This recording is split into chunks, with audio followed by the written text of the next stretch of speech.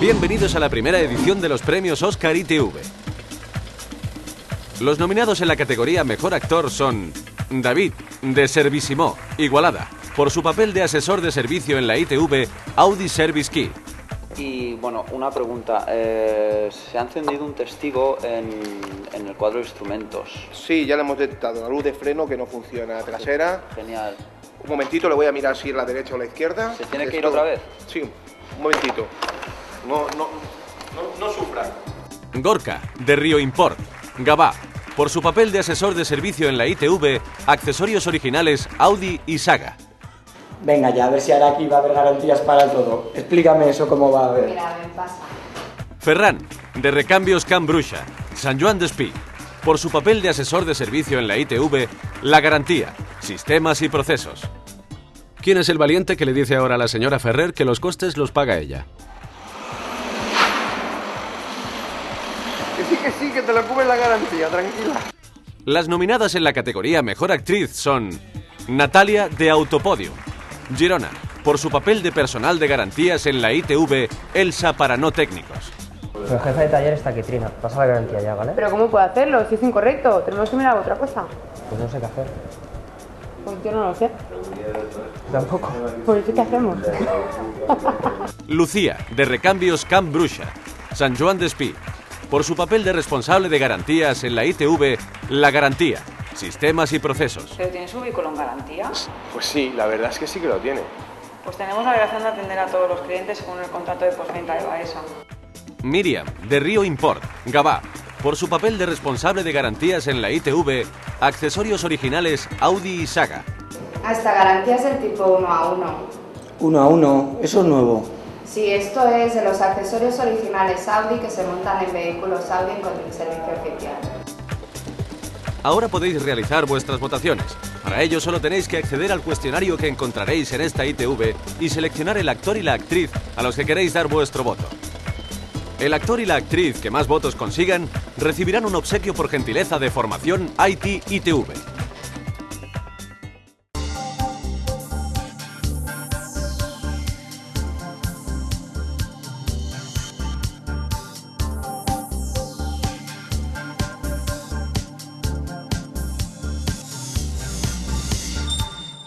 Bienvenidos a esta nueva emisión de Volkswagen Televisión. Es un placer estar aquí de nuevo con ustedes. Esta será la cuarta emisión de la serie que hemos iniciado sobre los principios básicos de electricidad. Resumiendo brevemente, en los programas anteriores hablamos sobre tensión, corriente y resistencia, su relación y diferencias. Consideramos algunos componentes, vimos cómo funcionaban, cómo se podían detectar averías en ellos con mediciones y también explicamos 5 averías eléctricas. Hoy daremos un paso más. Entraremos en la localización sistemática de averías. Por decirlo así, aprenderemos a localizar averías como auténticos profesionales. Y para explicar esto, nos acompaña Andreas Buren. Hola también de mi parte. Como mi compañero ha anunciado, hablaremos sobre la localización de averías en circuitos de corriente eléctrica. Se trata de localizar averías, es decir, cómo debe procederse, cómo se puede encontrar el origen de la avería. Como hemos dicho ya, en un programa anterior hablamos sobre 5 averías eléctricas. Sobre 3 de ellas volveremos a hablar un poco hoy. ¿Podrías resumir, no obstante, cuáles eran las 5? Sí, estas 5 averías eléctricas son interrupción, resistencia elevada y 3 cortocircuitos, a saber, cortocircuito a positivo, cortocircuito a negativo y cortocircuito entre sí. Así que la avería puede ser una de estas 5 posibilidades y también hay 5 posibilidades para encontrarla. De eso se trata, de seguir el procedimiento, que siempre es el mismo, un paso tras otro. Tienes razón. En primer lugar, debe considerarse la reclamación del cliente. Después deben comprobarse otros consumidores para precisar ese resultado. A continuación, deberemos efectuar una comprobación visual para detectar si el esquema eléctrico es correcto, fijar los circuitos y extraer los puntos de medición. Perdón, me he avanzado un poco. Ahora tocaba el asunto de los 5 pasos. Estos 5 pasos son siempre iguales, relativamente fáciles de recordar. Hoy, en esta ITV, buscaremos 3 de ellas en el vehículo y esperamos encontrarlas, por supuesto. No tenemos aquí un coche completo, ya que necesitamos un poco de espacio para las cámaras, para que puedan enfocar donde queremos medir y lo que detectamos. Por eso aquí solo tenemos este modelo. El cliente llega al taller y reclama que el ventilador no funciona en el nivel 1, en la primera velocidad. ¿Cómo procedes tú entonces? También debo empezar hablando de la reclamación del cliente. Es decir, conecto el encendido y pongo el primer nivel del ventilador. No oigo nada, no funciona. Entonces compruebo otros consumidores, como la segunda velocidad, que en este caso funciona. El tercer y cuarto nivel también funcionan. Por tanto, la reclamación del cliente es correcta y exacta. En realidad, la primera velocidad es la única que no funciona. Pero Andreas sabe un poco más, ya que al comprobar los otros consumidores en el mismo circuito eléctrico, ha delimitado un poco la avería. Sí, he comprobado los otros consumidores y ahora tomo el esquema eléctrico y descarto algunos aspectos. Para ello, seguiré el curso del circuito. Tomo como ejemplo la segunda velocidad que ha funcionado. Es decir, el suministro de tensión procedía de este fusible S230, por tanto, debe estar bien. Lo mismo sucede con el cable. Continúa aquí. Este cable debe estar bien y entra en la resistencia en serie, que debe estar en buen estado también. Lo mismo sucede con esta alimentación a la siguiente resistencia conectada en serie. Debe estar bien. El termofusible interno en la resistencia en serie también debe estar en buen estado. Y por último, la alimentación al motor o el motor mismo y la masa deben estar correctamente. Como piezas defectuosas nos quedan solamente el interruptor mismo aquí en la salida. Un punto de comprobación para mí sería la salida en el interruptor. Y también tendría que comprobarse este cable. Como última posibilidad de avería, entraría en cuestión la resistencia en serie para la primera velocidad. Efectuaría una medición de este pin a este otro. La delimitación de la avería según el esquema eléctrico es un procedimiento sistemático. Andreas la ha delimitado ya a 2 puntos de medición. ¿Por cuál de ellos empezarás? Lo haré de la siguiente manera. Empezaré por el que se accede más fácilmente. En este modelo he decidido empezar por el interruptor. Para ello extraeré esta pantalla. Luego el panel de mando. He soltado algunos tornillos para acceder mejor. Ahora, con un cable auxiliar de medición, iré a la salida para la primera velocidad. Tomaré ahora los conectores. Enchufo uno al negativo de la batería y aquí al interruptor. Selecciono la primera velocidad. El valor de medición que podemos leer es 12,5 voltios, o sea, una tensión cercana a la de la batería. Para comparar, desconectaré. Vemos 0 voltios y vuelvo a conectar la primera velocidad, 12 voltios. Es decir, la salida en el interruptor sería la correcta. Paso a la segunda medición. Sería la entrada de la resistencia en serie. Para ello tomo un cable auxiliar de medición y mido en la entrada, en el pin 2, y allí obtenemos un valor de 0,04 voltios, o sea, casi nada. Así pues, podemos prescindir de la tercera medición. La avería está aquí claramente entre la salida del interruptor y la entrada a la resistencia en serie. Se trata de una interrupción de cable. No consideraremos aquí cómo se repara este cable, ya que el tema de hoy es la localización sistemática de averías, y por ello queremos concentrarnos solo en la localización de averías y no en su reparación. Pasamos rápidamente a la siguiente avería. El cliente llega y explica que el intermitente delantero derecho ilumina, pero no con tanta intensidad como los otros. En este caso también empezaremos por una comprobación de funcionamiento de todos los intermitentes. Como la luminosidad es diferente, me gustaría compararlos, y para ello activo las luces de emergencia. Si miramos la parte inferior, comprobamos que ambas iluminan igual. Ahora giraremos para considerar la parte delantera. En la práctica, solo habrá que ir caminando al otro lado del vehículo, que es más sencillo que girar el vehículo. Por suerte, este gira rápido. Como pueden percibir claramente, el intermitente derecho es más oscuro que el izquierdo. Es un caso claro de caída de tensión. Empezaremos con una medición de tensión en el consumidor. Para ello necesito el cable que va al bus. Justamente lo tengo aquí. Muchas gracias. He colocado ya un cable auxiliar en el intermitente, un cable Y. Iré ahora al consumidor negativo y al consumidor positivo. No puedo leer todo porque mis ojos no son tan rápidos. ¿Qué ves tú? Valores que oscilan entre 0 y 5 voltios. Les trasladamos ahora la pregunta a ustedes. ¿Cómo miden ustedes la tensión en el intermitente? Pueden escoger una de estas 3 respuestas. La primera, evalúan la tendencia del indicador. La segunda, puentean el relé del intermitente y miden sin carga. O bien la tercera, puentean el relé del intermitente y miden la tensión en el intermitente bajo carga. La respuesta correcta era la tercera. La primera respuesta quedaría descartada. La respuesta correcta era la medición de la tensión bajo carga. ¿Por qué precisamente bajo carga? En primer lugar, debemos puentear el relé del intermitente por el siguiente motivo. Este relé es un componente intermitente, es decir, la señal siempre aparece y desaparece. Así pues, no es posible evaluar la indicación en el voltímetro. Les muestro dónde debe puentearse el relé. Les enseñaré el curso de la tensión en el intermitente. La alimentación de tensión viene del fusible S22 que ven aquí. Pasa por el interruptor de luces de emergencia, sale del contacto 49 y accede desde allí al relé. Entra aquí en el relé y puentearemos este contacto 49 con 49A. Es decir, puentearemos este interruptor para tener prácticamente de forma constante positivo en el contacto 49. Así tenemos positivo en este cable hasta la luz del intermitente, de modo que podemos medir correctamente. Un 80% de ustedes ha respondido correctamente la tercera respuesta. Ha sido un voto claro. Por supuesto, les mostraremos el puenteo del relé. Andreas tiene un útil especial, cosecha propia. Sí, para puentear utilizaré este cable de la marca Cosecha Propia. 2 cables, un soporte de fusible y un fusible. El motivo es sencillo. Por motivos de seguridad, en caso de que conecte erróneamente en el soporte del relé, se evita crear un cortocircuito. Bien, extraeré el relé y conectaré el cable.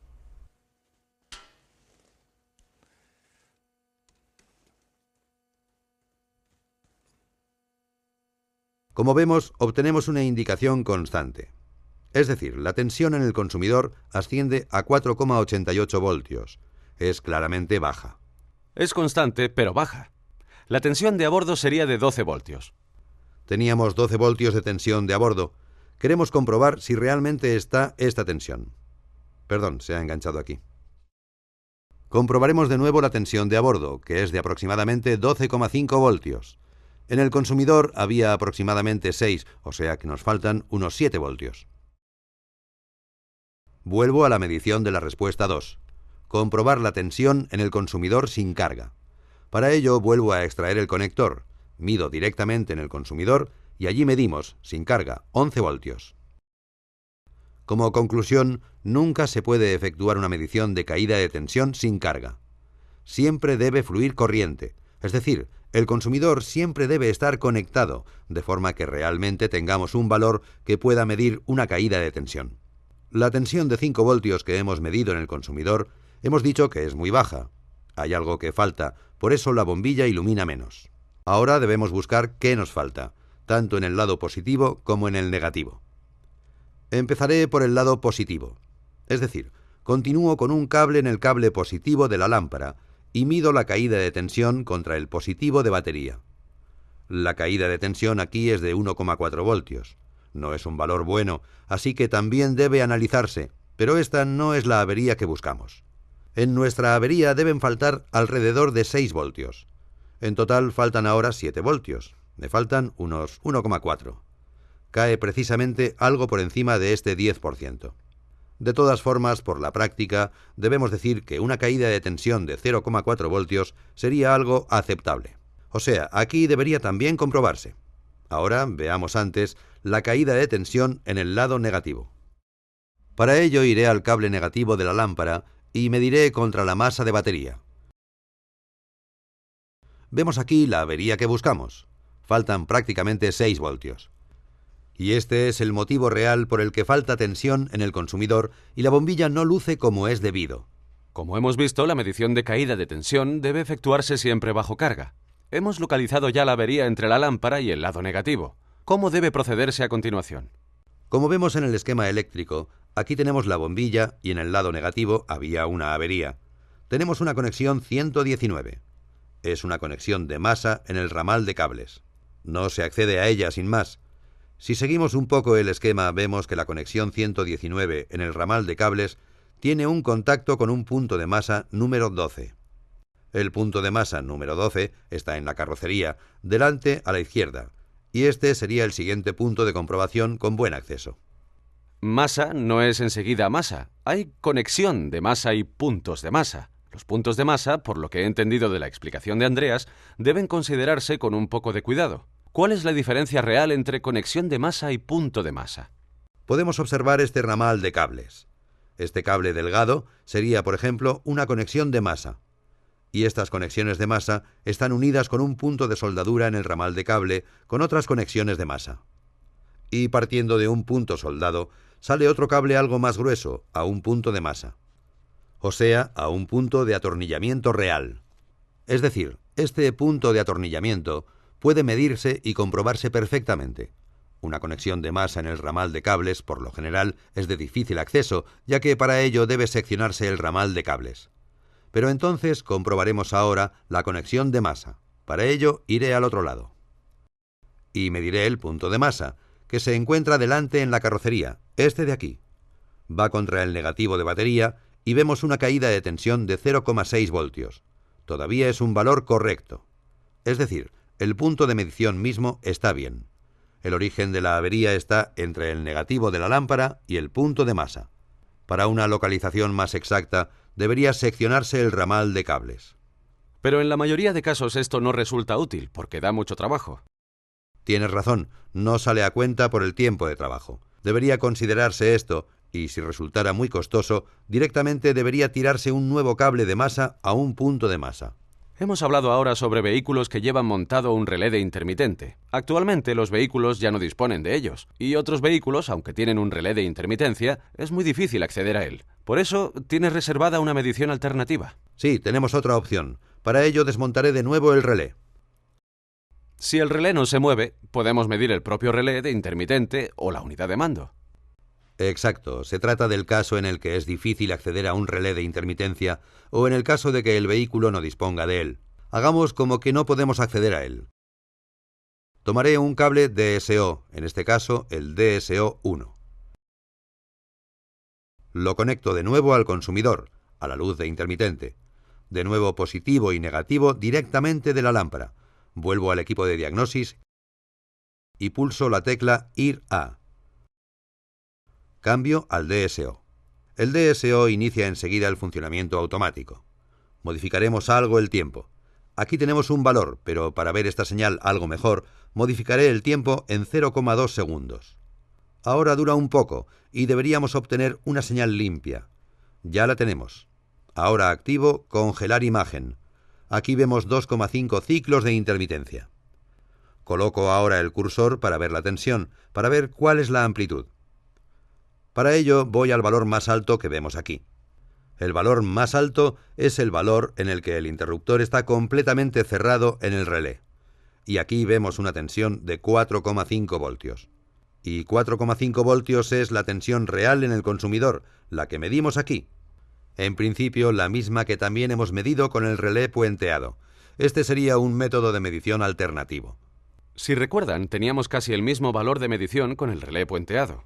Eran algunas décimas de milivoltios más que los 4,5 voltios mostrados ahora en el DSO.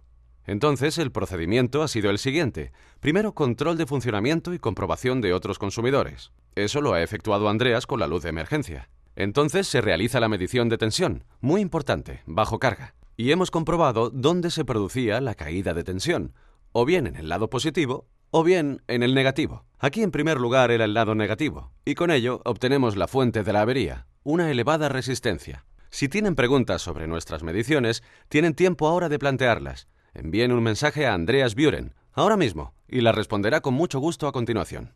Muchas gracias. El servicio oficial Müller tiene la primera pregunta. ¿Por qué no activan en el equipo de diagnosis la función mínimo-máximo para medir la tensión? Por supuesto, podría haberlo activado y ver dónde estaba el valor máximo. Aquí no lo necesitaba, pero siempre puede activarse. La ventaja de nuestro método es que se puede efectuar con los dispositivos de medición más sencillos que no disponen de algo así. Totalmente correcto.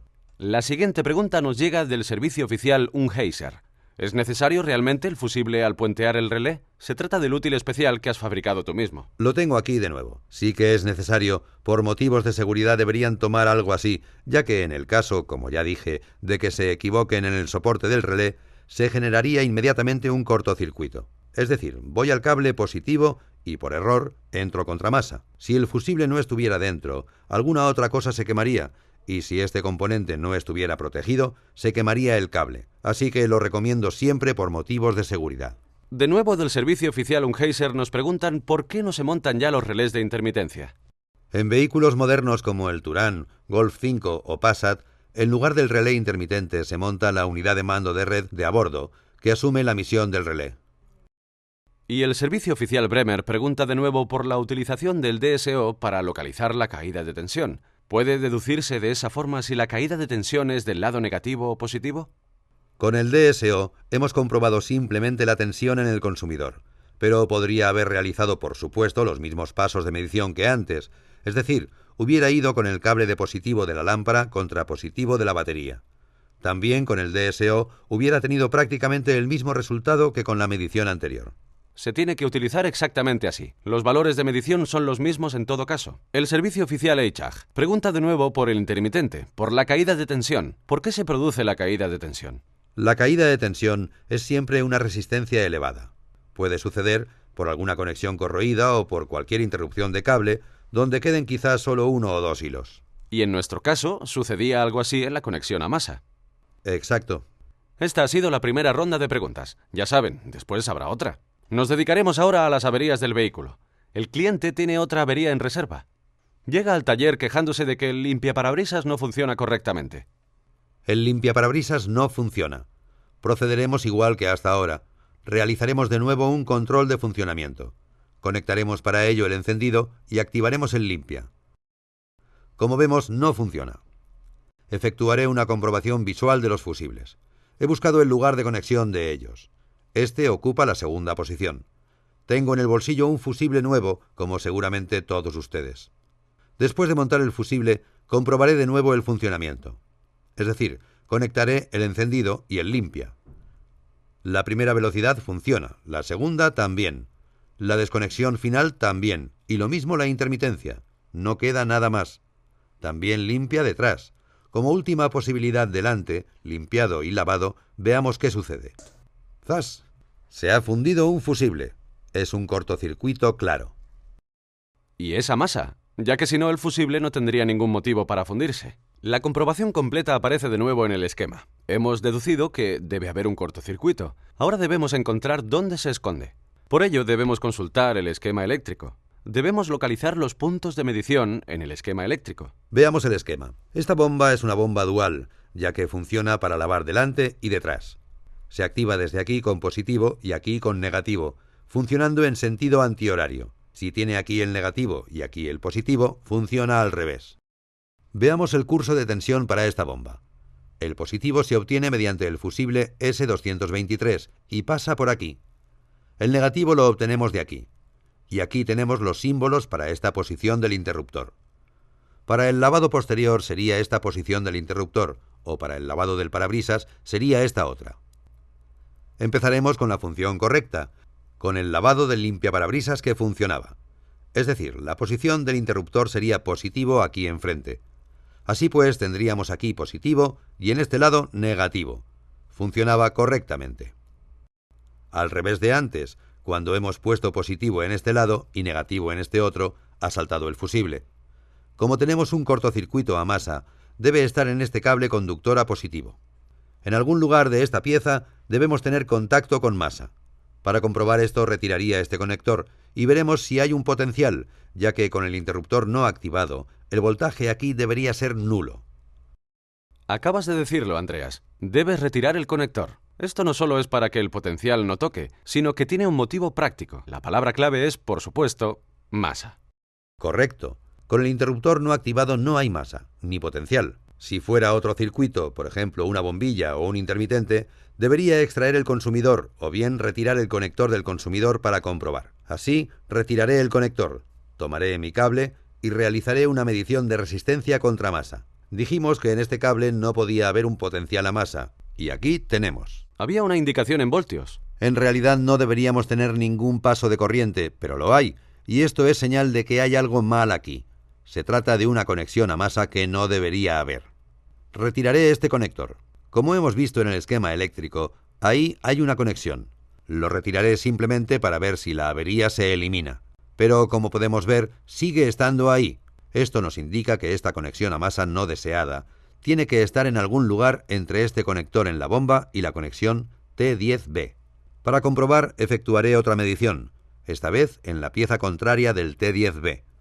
Para ello he colocado ya un cable auxiliar. Y aquí tenemos una resistencia infinita. Así debería haber sido.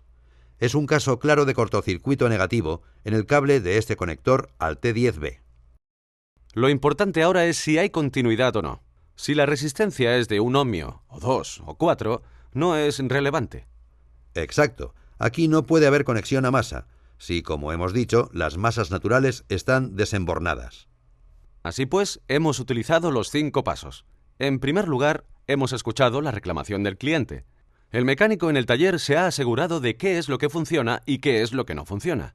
Entonces, hemos comprobado que el fusible se quema en el control de funcionamiento. Es un componente relativamente económico y puede sacrificarse al realizar el diagnóstico. Después, llegó el turno de la medición de resistencia a masa, donde debe estar el cortocircuito. Si tienen preguntas sobre todas las mediciones que hemos efectuado, envíennos sus mensajes. En un minuto, Andreas Buren empezará a responder sus preguntas. Del servicio oficial Lademan & Günther nos llega la primera pregunta de esta ronda.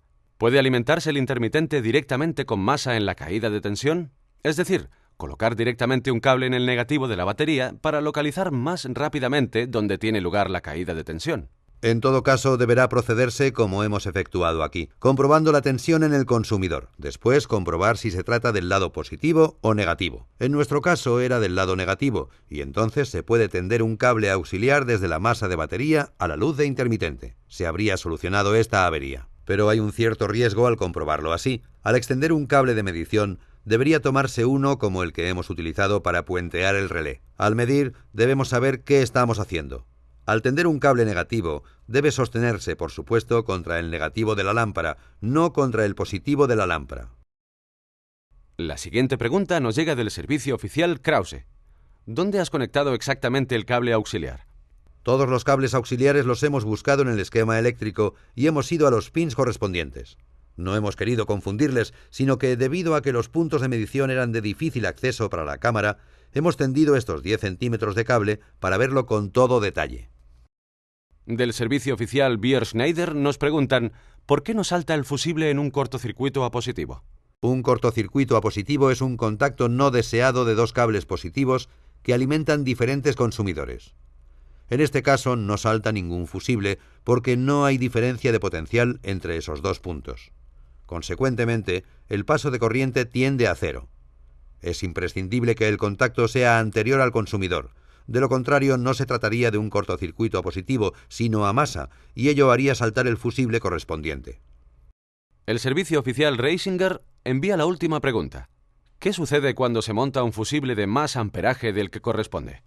En el circuito eléctrico, el miembro más débil es el que cede. Si se monta un fusible erróneo, demasiado grande, entonces afectaría al siguiente miembro más débil, que según el caso, sería el cable. Es decir, por favor, monten siempre el fusible que se indica en el esquema eléctrico. Si salta un fusible, es que algo no funciona como debe. Debe localizarse la avería e ir al fondo de la cuestión. Esta ha sido la última pregunta que hemos respondido. La localización sistemática de averías en circuitos eléctricos ha sido el tema de esta cuarta parte sobre fundamentos de electricidad. Hemos mencionado algunos puntos que siempre hay que tener en cuenta. Por ejemplo, la secuencia de comprobación. Los 5 pasos. Sí, siempre hemos procedido de la misma forma. Hemos comprobado la reclamación del cliente. Hemos reparado otros consumidores para precisar. Después hemos realizado una comprobación visual. Hemos mirado el esquema eléctrico y hemos buscado los puntos de medición. Este procedimiento es el mismo para todas las averías eléctricas. Es relativamente sencillo de recordar. Si les ha sido de ayuda ver este programa, no olviden conectarse en la próxima emisión. Les esperamos aquí. Adiós.